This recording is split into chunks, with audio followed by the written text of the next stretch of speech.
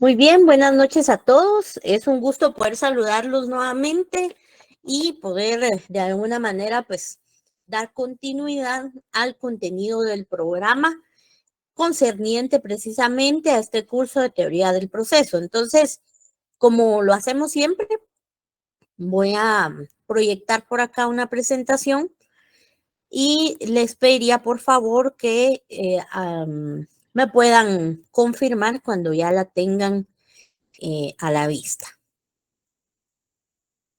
Pregunto si ya logramos visualizar la presentación. Sí, licenciada.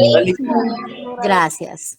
Muy bien, ya nos confirmaron por acá. Entonces, vamos a iniciar y como siempre lo hacemos, pues va a haber un momento en donde vamos a dejar el espacio para las preguntas que corresponden. Entonces, recordemos que seguimos en el marco de los principios del derecho procesal, recordando que son aquellos conceptos rectores que fundamentan precisamente el accionar y el desarrollo del derecho procesal en Guatemala. Entonces, continuando con el orden de nuestro curso y naturalmente lo planificado, hoy vamos a analizar otros principios que también están sujetos o que son parte del derecho procesal. Vamos a estudiar el principio de adquisición procesal para iniciar la clase de hoy.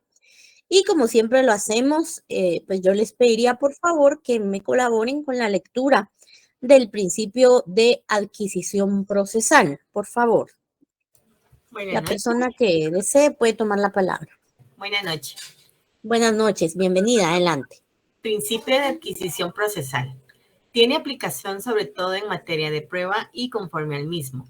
La prueba aportada de razón para el proceso y no para quien la aporta. Es decir, la prueba se aprecia por lo que demuestra y no por su origen. Ok, muy bien.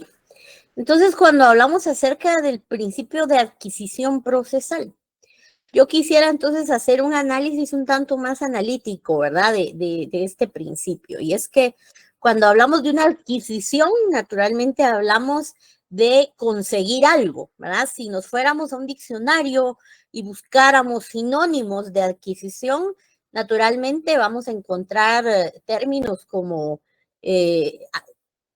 tener algo, obtener algo, o bien de alguna manera, pues, recepcionar algo, ¿verdad? Algo o alguien.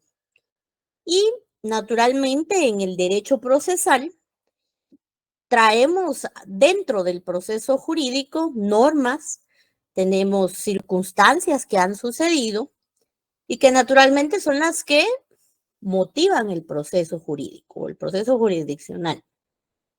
Dicho esto, debemos entender que el proceso como tal va a estar integrado en fases, va a estar integrado por normativa sustantiva, procesal y naturalmente por principios rectores, pero vamos a traer al proceso jurisdiccional, a lo que ya está escrito en papel, muchas situaciones subjetivas. Y cuando digo situaciones, pues sí, naturalmente voy a hablar de esa relación de hechos que hacemos cuando iniciamos un proceso jurisdiccional.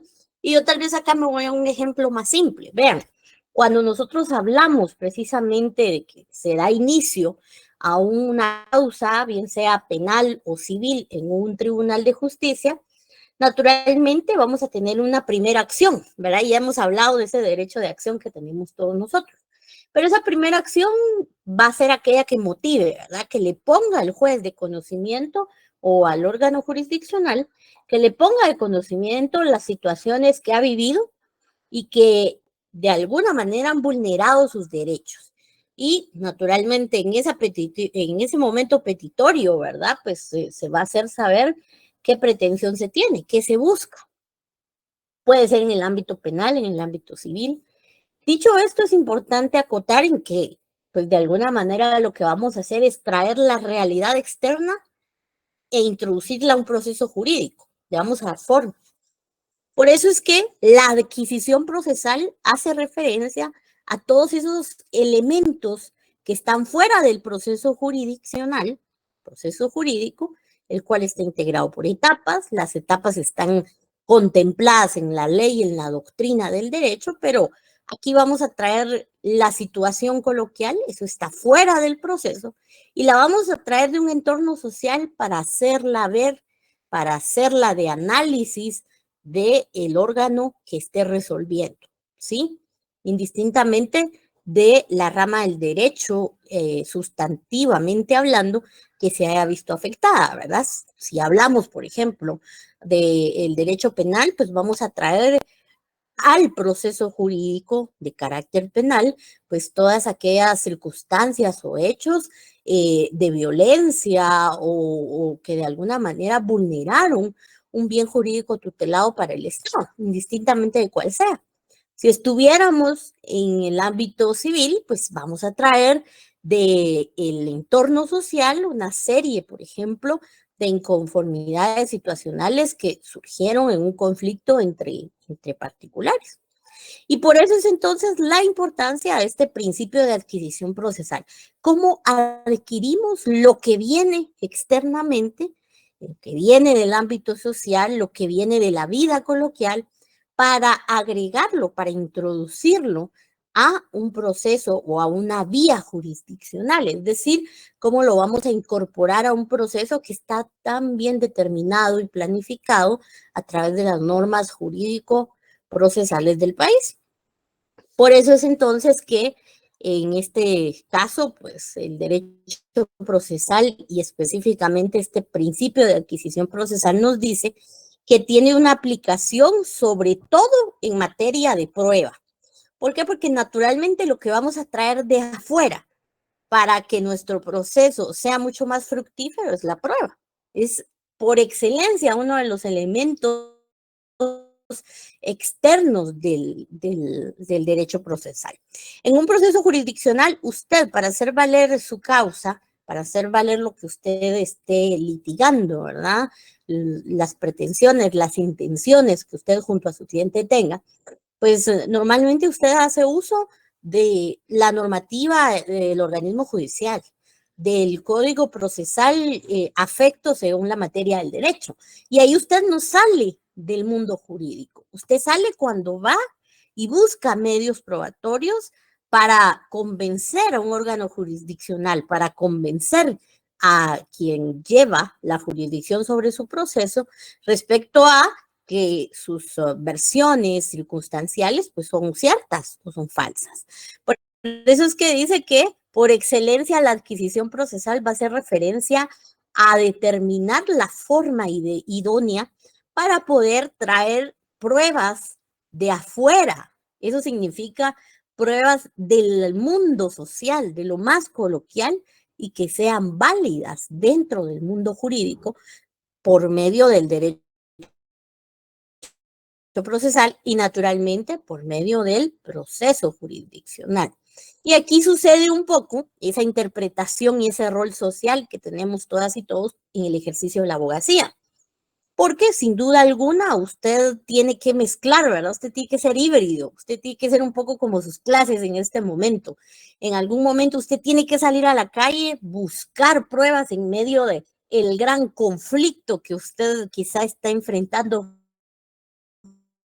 junto a su cliente, pero después tiene que regresar a su oficina y como estamos todos aquí, cada uno de nosotros sentados, analizando un tema. Bueno, lo mismo va a hacer usted como por los medios que corresponda y atendiendo al principio de adquisición procesal, pues usted los va a analizar y ya no los va a presentar así de rústicos.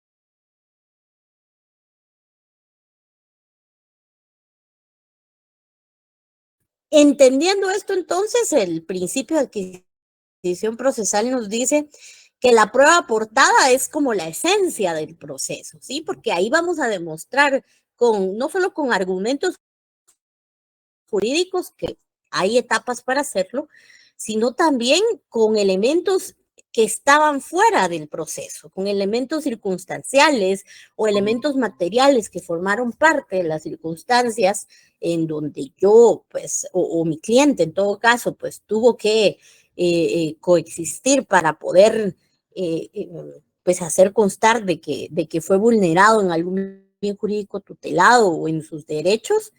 Y por eso, de alguna manera, resulta importante entender que la prueba es esa esencia. Por eso nos dice, la prueba aportada es razón para el proceso, ¿sí? Y no importa, pues, quién de alguna manera ha hecho el aporte de la prueba. Es decir, el principio de adquisición procesal nos dice que se va a regular la forma en que venga la prueba, es decir, los medios idóneos, la idoneidad de la prueba, y naturalmente va a analizarse como situación o como prueba como tal. Se va a estudiar desde su elemento objetivo, sin importar si la prueba fue presentada por la parte que ha sido acusada por el sujeto pasivo, y quizá esa prueba beneficia más al sujeto activo que al pasivo, ¿sí? Indistintamente, ¿verdad? Entonces nos damos cuenta que el principio de adquisición procesal nos habla acerca de la idoneidad, de cómo debemos adquirir la prueba, pero también nos habla acerca de el estudio objetivo de la misma. Por eso nos dice, la prueba aportada es razón para el proceso y no para quien la aporta. ¿Eso qué quiere decir? No importa si la persona que presentó la prueba se ve, pues, contrarrestada o afectada negativamente en esa presentación. Y quizá para ustedes les va a sonar ilógico, porque ustedes van a decir, ¿cómo voy a presentar una prueba que va a dañar a mi cliente? ¿Verdad? Es ilógico. Pero fíjense que se dan casos en los cuales no se prevé. Miren, cuando ustedes ejerzan defensa o bien en algún momento sean esa parte acusatoria, deben visualizar precisamente no solo las circunstancias, sino sus medios probatorios de una manera armonizada. Porque si lo vemos todo a corto plazo, en algún momento no nos damos cuenta que algún tipo de prueba que nosotros hayamos presentado en el hipotético que quizás nos puede ayudar a nosotros, al momento que el juez hace un análisis balanceado y objetivo, es decir, sin importar, mire, eso lo presentó esta parte y la puede afectar, entonces mejor no. Pues lamentablemente resultan ayudando, es como meterse el famoso autogol en la vida del fútbol, ¿verdad? Valga la redundancia. Entonces debemos tener cuidado con ello. Por eso el principio de adquisición procesal trabaja en esas vías. Y nos dice entonces, es decir, la prueba se aprecia por lo que demuestra y no por su origen. ¿Qué quiere decir eso? Se va a hacer un estudio objetivo de lo que demuestre de alguna manera, en todo caso, pues la prueba, y no se va a hacer por su origen. Es decir, no importa si lo presentó la parte que se está viendo afectada, eso es indistinto. Es decir, nos damos cuenta cómo de alguna manera el elemento objetivo de la prueba va a permanecer. Sí, entonces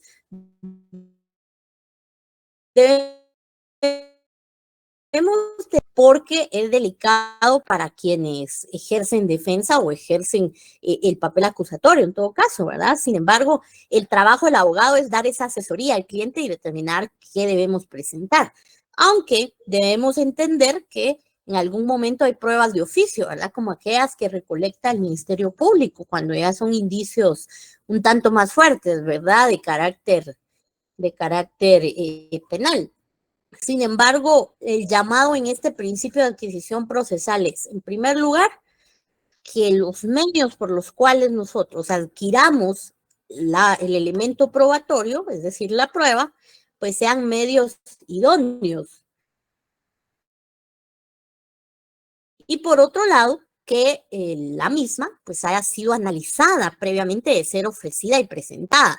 ¿Por qué? Porque si no la analizamos y no nos damos cuenta si beneficia a nuestro contrario, pues lamentablemente al momento de ser pues ofrecida, diligenciada y debidamente presentada una prueba, ya no podemos hacer nada porque la prueba está, y aunque nos afecte, y aunque afecte a la parte que la presentó, el juzgador deberá proceder conforme a derecho. Entonces, no debemos olvidar este principio de adquisición procesal. Y recuerden que cuando hablamos de los principios del derecho procesal, pues sí, naturalmente hablamos de esas ideas pétreas, esos conceptos que sin importar en qué rama del derecho ustedes estén en el ámbito procesal, pues siempre lo van a aplicar. Es decir, este principio es de observancia general, aunque usted esté en el derecho procesal administrativo, en el derecho procesal constitucional, no importa, siempre que esté dentro de un proceso jurídico, usted debe observarla. Vamos con el siguiente principio, que es el principio de igualdad. Entonces, acá, de igual forma, si alguien me puede dar con la lectura, se los voy a agradecer. Gracias, adelante. Se encuentra basada. Perdón. Adelante. Principio de igualdad. Se encuentra basada en los principios del debido proceso y de la legítima defensa, según el artículo 17 del Código de la Constitución de la República. Es una garantía fundamental para las partes y conforme a esto, los actos procesales deben ejecutarse con intervención de la parte contraria, no significando esto que necesariamente debe intervenir para que el acto tenga validez, sino que debe darse la oportunidad a la parte contraria para que intervenga. Todos los hombres son iguales ante la ley. La justicia es igual para todos. Artículo 57 de la Ley del Organismo Judicial. Muy bien, gracias. Gracias, Claudia. Gracias. Bueno, aquí tenemos dos normas, una constitucional y una ordinaria, en donde se habla acerca del principio de igualdad. Y ahora vamos con ese análisis reflexivo que hacemos de cada principio, ¿verdad? Sería fácil leer, pero necesitamos reflexionar sobre esto. Y nos dice entonces que se encuentra basado en los principios del debido proceso. Recuerden que cuando hablamos del debido proceso es naturalmente el respeto y de alguna manera el establecimiento de etapas dentro de un proceso jurisdiccional previsto. Por eso entonces debemos tener claro que este tiene su fundamento en agotar cada una de las etapas o en respetar cada una de las etapas dentro de un proceso. Pero también lo hace acompañado de la legítima defensa, es decir, sería poco o un tanto desigual que nuestro ordenamiento jurídico únicamente contemplara el ejercicio de la defensa a una de las partes. Sería difícil, porque entonces, qué difícil sería ser sujeto pasivo, porque solo el activo tiene derecho a ejercer su derecho de defensa. Y por ende, solo él puede presentar pruebas. Imagínense, sería delicado. Por eso es que, considerando que todas y todos tenemos ese derecho a ejercer nuestra legítima defensa, hasta ser demostrado que somos culpables, ¿verdad? Y que somos sentenciados en juicio, vencidos en juicio, pues hasta ahí entonces deberemos de afrontar algún tipo de consecuencia jurídica. Antes no.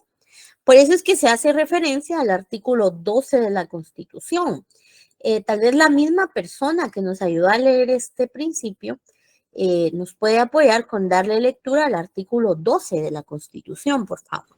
Con mucho gusto, licenciada. Gracias. Artículo 12, derecho de defensa. La defensa de la persona y sus derechos son inviolables. Nadie podrá ser condenado ni privado de sus derechos sin haber sido citado, oído y vencido en proceso legal ante juez o tribunal competente y preestablecido.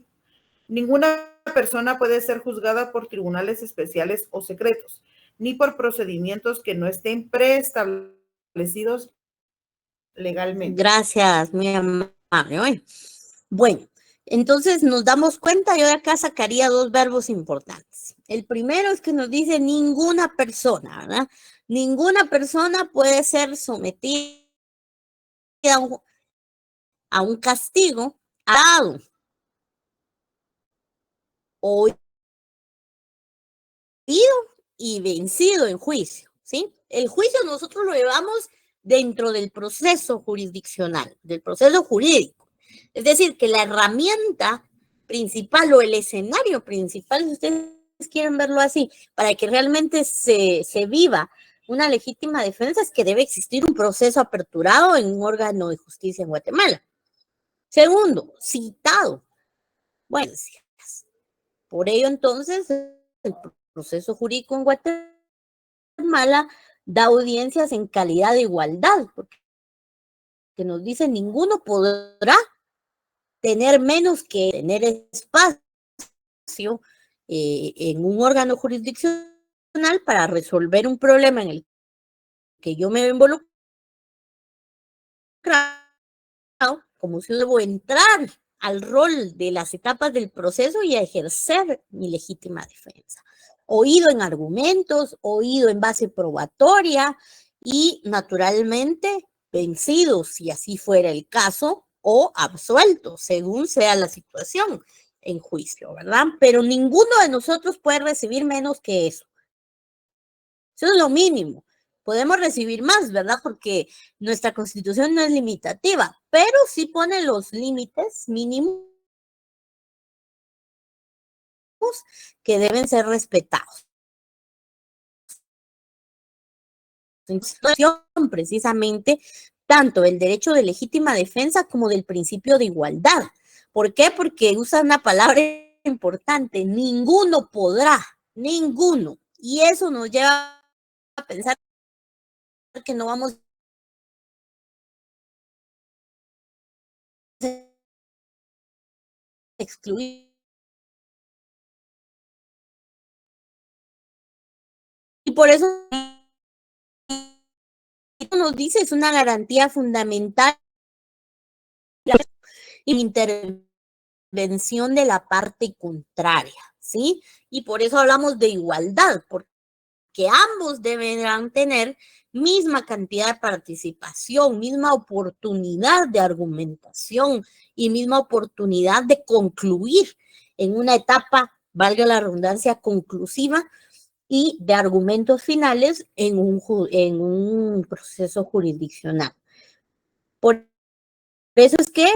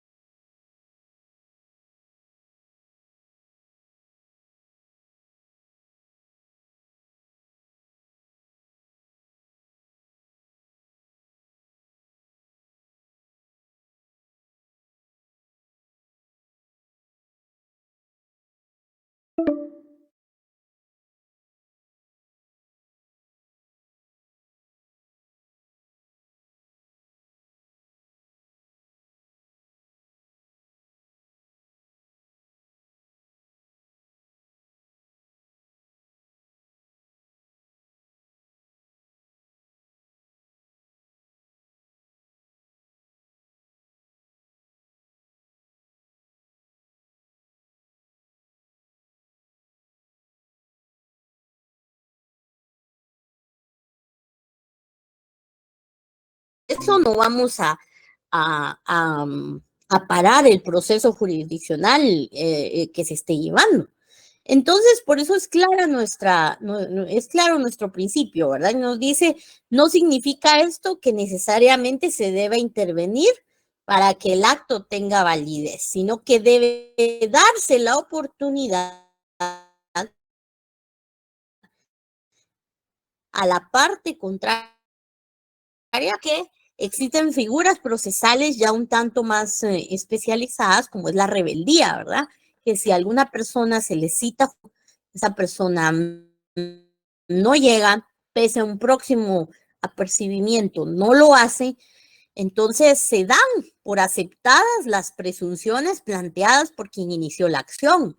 Es decir, y yo les pongo un ejemplo muy fácil de la figura de la rebeldía, que ustedes la van a ver más a profundidad cuando ya estén estudiando su derecho procesal civil, procesal penal, y también lo ven un tanto más en el derecho procesal del trabajo. Pero de alguna manera debemos tener presente que pues este principio de igualdad nos hace ver que se vincula a la rebeldía. Y esta figura de la rebeldía hace referencia a que si no se comparece a juicio, pese a que ha sido notificado, pese a que se han corrido las aulas, con todo el hecho de propiciar su acción, pues el órgano jurisdiccional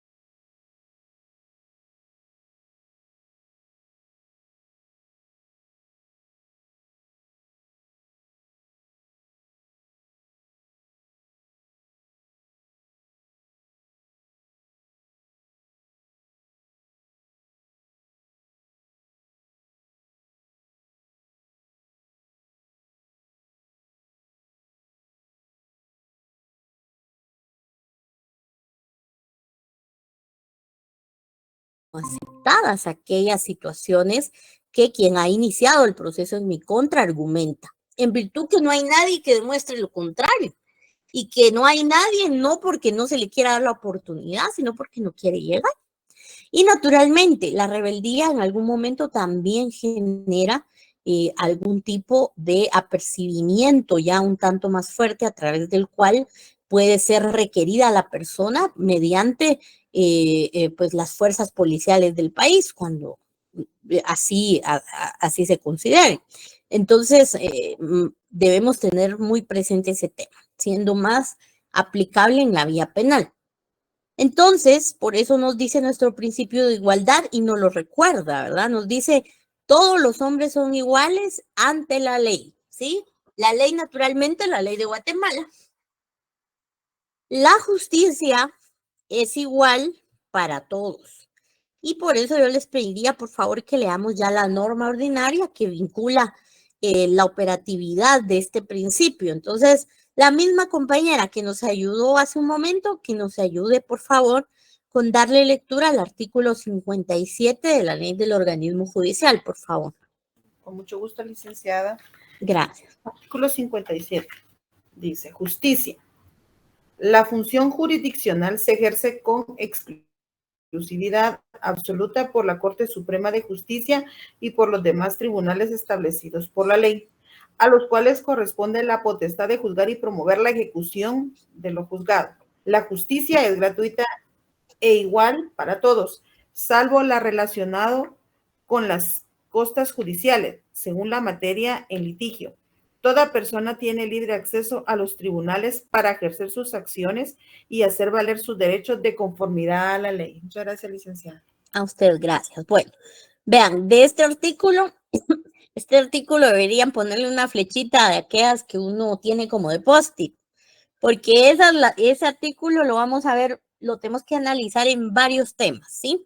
Y para no adelantarme en el programa, yo me quedo con la última parte, que es la que aplica para este principio de igualdad, la que nos dice que todas y todos, aunque yo lo digo ya en un lenguaje parafraseado, pero todos tenemos ese libre acceso a los tribunales, todos tenemos esa libertad de ejercer nuestro derecho de defensa, y que todos somos iguales ante la ley, ¿sí?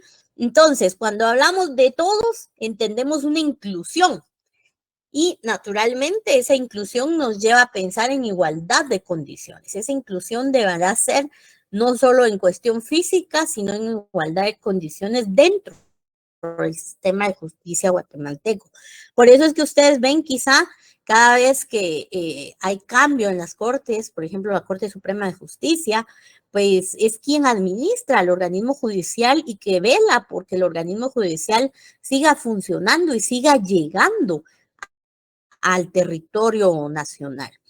Hoy por hoy, pues afortunadamente los juzgados pues han crecido, se han abierto nuevos juzgados y eso hace que la población esté más cerca a un acceso rápido a la justicia. No hay necesidad en muchas ocasiones de movernos de jurisdicción, del espacio físico, ¿verdad? En el que nosotros vivimos.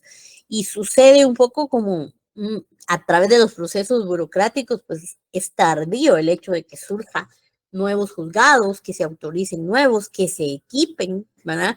Y que presten con calidad sus servicios. En muchas ocasiones eso no sucede, pero son situaciones que dependen de la vía administrativa de quien pues tenga a cargo la Corte Suprema de Justicia. Entonces, no debemos olvidar esto porque la buena calidad de servicios, la buena cobertura de servicios en el ámbito de justicia también es parte de respetar ese principio de igualdad.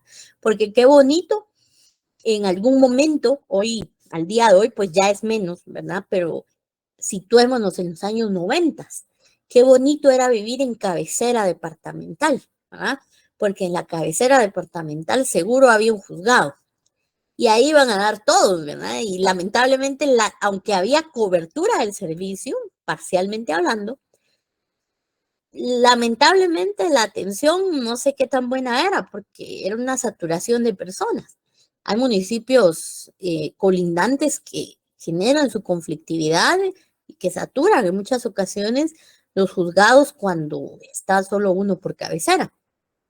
Pero situémonos más en esta temporada, en el año 2020, 22, 23, incluso en este mismo año, pues ya hay juzgados en lugares estratégicos, incluso se llevan algunos servicios importantes del organismo judicial en unidades móviles para poder promover precisamente la igualdad de acceso y calidad precisamente de los servicios de justicia para cada uno de nosotros, ¿verdad? Porque no se vale, atendiendo a este principio de igualdad, no es justo que quienes vivan en una posición privilegiada económica y naturalmente de ubicación pues estratégica de manera física, pues sean más beneficiados en buenos servicios de justicia que quienes viven, por ejemplo, en el área más rural de nuestro país.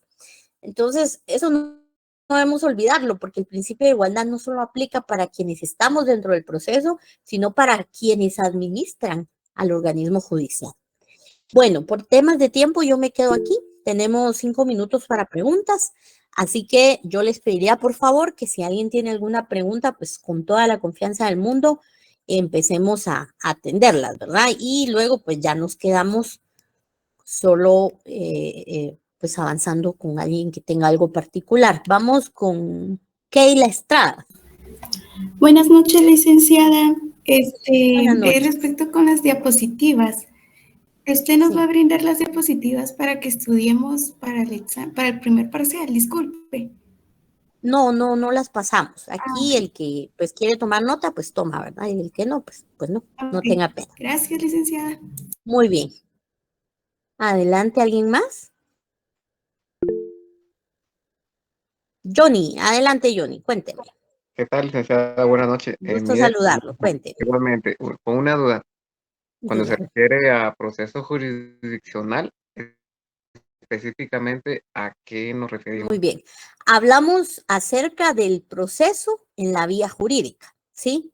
Es decir, si yo a usted le digo qué es el proceso, usted me va a decir el proceso es una serie de etapas debidamente concatenadas para alcanzar un fin, ¿sí? Ese es un proceso en general, pero el proceso puede tornarse diverso según cuál sea su fin. Y lo que estamos estudiando acá es un fin jurídico, es decir, para que yo pueda resolver un problema por la vía jurídica, debo aprenderme y debo entender las reglas y los principios que rigen, valga la redundancia, naturalmente el proceso jurisdiccional. Es decir, el proceso que tiene como fin alcanzar efectos jurídicos. Gracias, licenciada. Muy bien.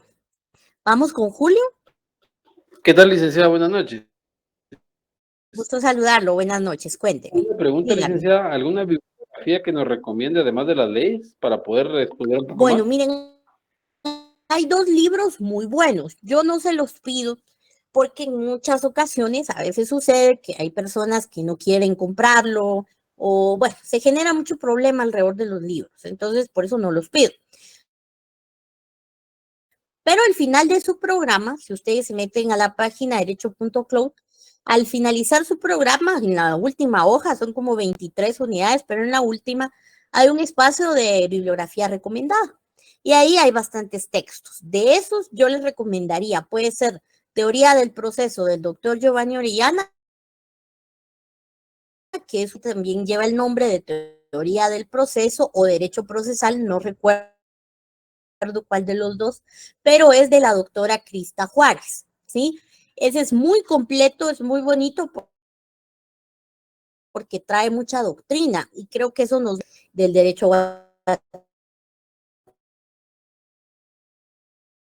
guatemalteco. Ambos son autores guatemaltecos, son de nuestra casa de estudios. Adquirirlo no va a venir el examen textual de ahí, yo una vez los digo, el examen viene de análisis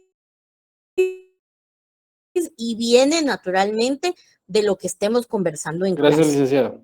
Muy bien, para servir. ¿Alguien más? Bueno, por temas de hora yo los dejo libres para que puedan ir con la siguiente clase. Les deseo una buena noche y éxitos en todo. Gracias, licenciada. Gracias. Gracias, licenciada. Feliz noche. Buenas noches. Gracias, Liz.